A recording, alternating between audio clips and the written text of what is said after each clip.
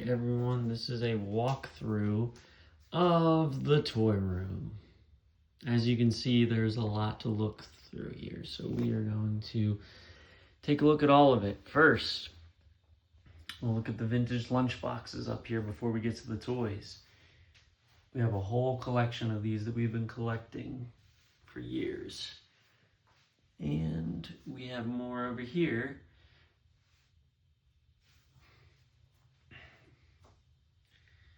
And I think very soon we're gonna hang some more on the back wall right here.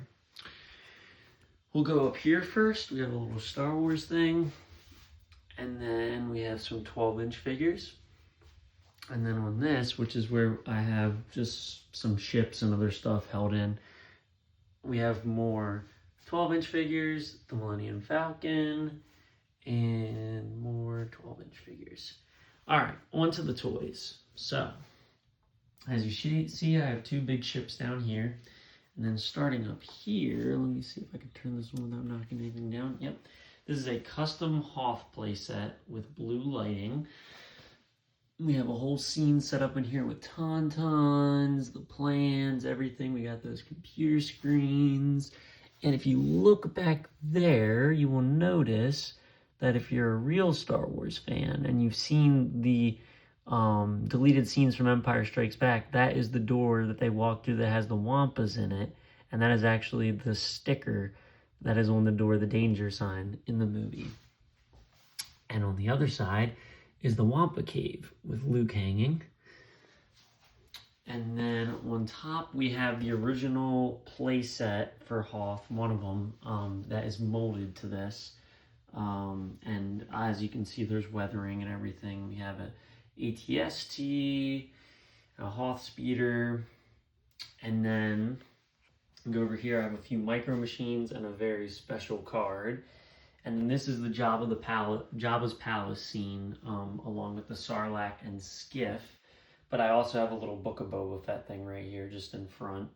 And I have the Jabba's playset, but this one I've had for forever, and I realized that if I put it here, I wouldn't be able to have like the Rancor pit or anything anymore, and it probably wouldn't be able to fit all these characters. So I just decided to keep this, and you can pull that, and the trapdoor does work. But I added in some of the parts from the other figures. So we have all that. There's that. And there's some deleted scenes figures. I still need to get Lando and Leia, and technically I have Chewie right there. And then we have the Cantina, another custom creation right here, made with the original parts and backdrop, but with a lot of added features. And I have the N1 and the Cloud Car right there, because right here we have Bespin. I have a nice little setup right here for that, and there's some figures in the corner. And then we have the Ewok Village, and this is my Endor display. We have the Endor base. We've got figures under there, like the Rex and other stuff. People in here. People going all around, and Force Ghosts. And right there we have the Slave One. And then I'm going to do the bottom row next. So we have Retro. So this is the Retro collection. I have some vintage figures thrown in on the transport and like the original speeder back there. And then we have the Dagobah playset, which I'm going to add some more stuff, some more vintage stuff in the background in this one. But this is one that I just threw in. And then we have the Droid collection. I have the box for that, but these Retro figures didn't really fit here, so I'm putting these ones here for now. And then just an original Hoth playset. And then we have the Droid lineup from episode 4. And then this is the video game expanded universe shelf with Fallen Order and Force Unleashed, obviously. And this is the real EU shelf, and I have all of these Sith Lords back there. And this is the concept art shelf, and it also has some things like the holiday special and comic figures. And then we have the Clone Wars, which is probably one of the most impressive shelves here. And this is very cool, and I have a first day of issue Grievous on card back there. We have the Rebels shelf. This is the complete Rebels collection of action figures. And then we have another impressive shelf, the clones from the Clone Wars, and I have their Jedi Masters with them too, for the most part. It looks like we do have some casualties back there. And then I have the hallway scene right here from A New Hope / Rogue One. Then we have more clones, but not Clone Wars, just clones. And this has some of my favorite figures as well right here, like Fives and Echo. And then we have the Rogue One shelf. And then back here we have, this is Solo and Kenobi. So I have all that. And then this is original Clone Wars right here. And then we still have Star Wars, but since we're right here, this is my Spawn Alley playset. And then over here for Star Wars on the bottom, we have Episode 1. And then this is where Episode 2 was, but it was so compacted because I had all my arena figures. But now it is the Tusken and Sand Trooper shelf. And then this is my Episode 3 right here for Mustafar, custom Mustafar playset with burned Anakin and ash covered Obi-Wan. And then up top, we have the Razor Crest. And I have a whole little Mandalorian shelf with some Boba Fett figures mixed in as well.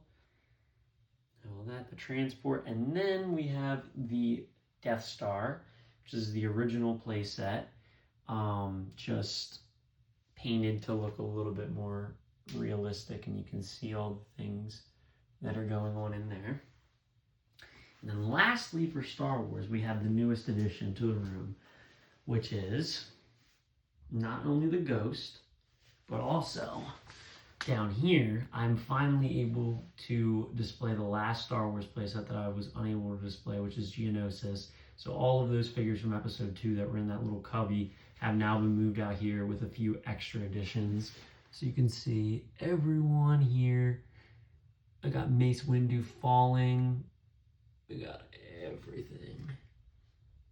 And then on the sides, we have the Ghost backer sticker, Thrawn. We have the Rebels mural with a mini Ghost, Phantom 2. All the figures are inside, by the way. And then a custom World Between Worlds setup right there.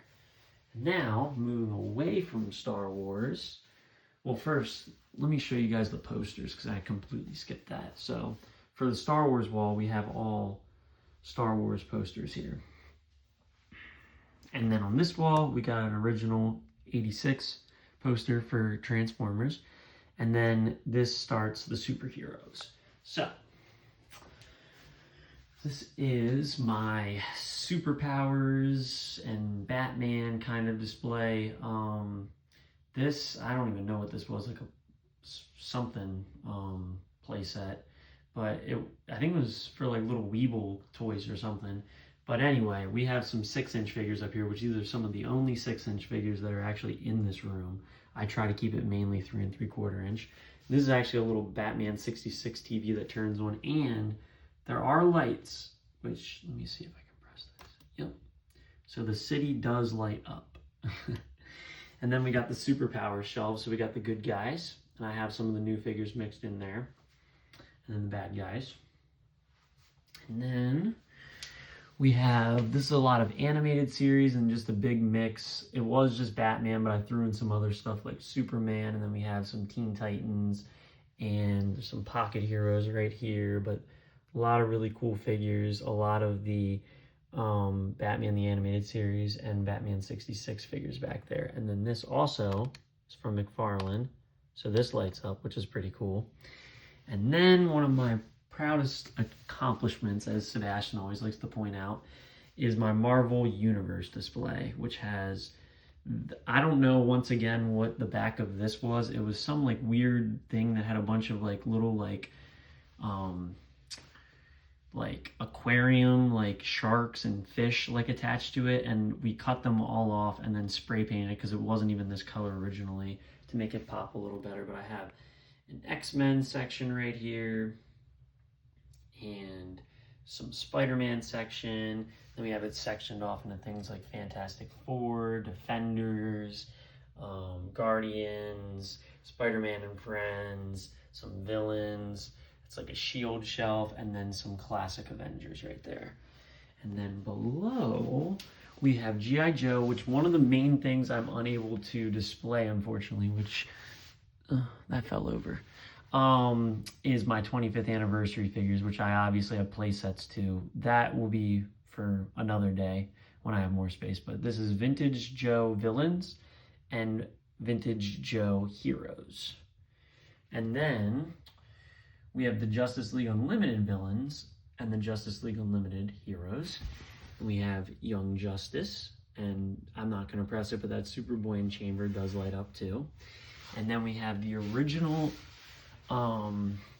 Secret Wars figures, which I have 2 of the hardest figures, 2 out of 3 of the ones that weren't released in the United States, which I got for only $20 each, an amazing deal.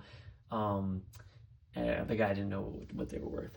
Then I have the new Retro Marvel figures, and then I have a miscellaneous shelf down here, which is overflowing now, but it has a lot of stuff like Vintage Battlestar and yeah, just stuff like that, Dukes of Hazzard. And then right here, getting into our next segue, we have the DC Primal playset and the complete collection. And then we'll do the posters first this time so I don't forget. So we have a vintage Linda Carter Wonder Woman, a beautiful vintage He-Man poster. This is actually a glow-in-the-dark shirt, believe it or not, but this is Frankenstein for the horror, and then a Haunted Mansion poster.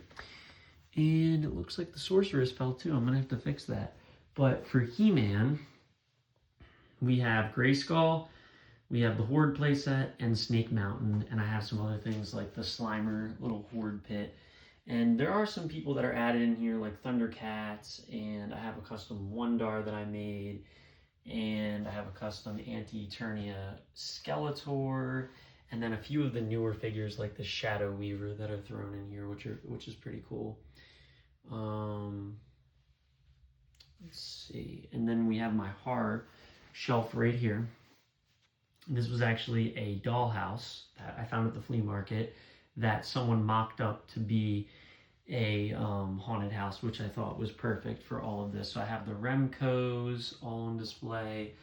I got Jaws up there. He's kind of out of place, but he's just here to be here. We got all the classic horror villains, and then we have a few Migos, and these are remakes. I actually have a Frankenstein I need to put down here.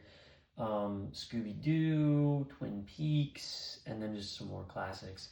And then below, on our last little thing, first down here we have some, I can't even speak, Jurassic Park, and it's a lot of the Hammond collection. And then this is my Godzilla / Shogun shelf right here. We have Flying Godzilla recently, thanks to Sebastian as a Christmas present.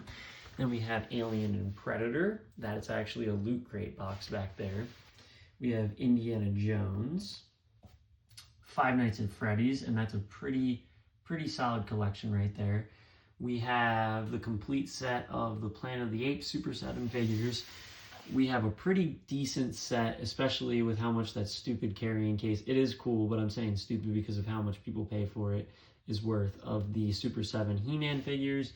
And then down here we have some of the Migos. There are a few originals like Wonder Woman, but for the most part they're all the remakes, and I have their boxes back there. And yeah, I have that sitting on that as well. I think that just about covers everything.